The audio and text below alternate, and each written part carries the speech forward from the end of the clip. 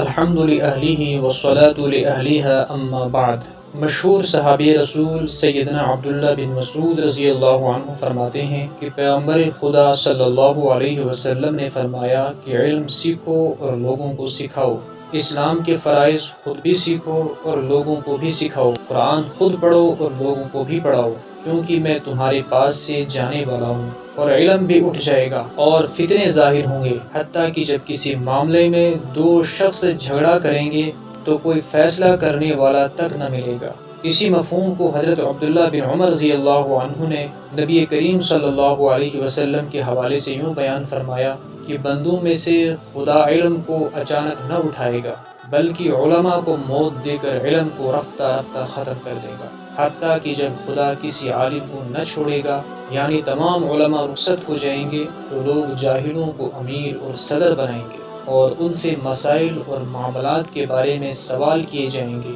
تو وہ بغیر علم کے فتوے دیں گے اور خود بھی گمراہ ہوں گے اور دوسروں کو بھی گمراہ کریں گے۔ الغرض علم کا اٹھ جانا قیامت کی بہت بڑی نشانیوں میں سے ایک نشانی ہے۔ آج کل کے دور کے اندر بھی بکثرت علماء دنیا سے چلے جا رہے ہیں، بطور خاص کچھ سالوں سے اس دنیا سے بڑے بڑے اہل علم چلے گئے۔ اللہ رب العزت اہل علم کی قدر کرنے کی توفیق عطا فرمائے۔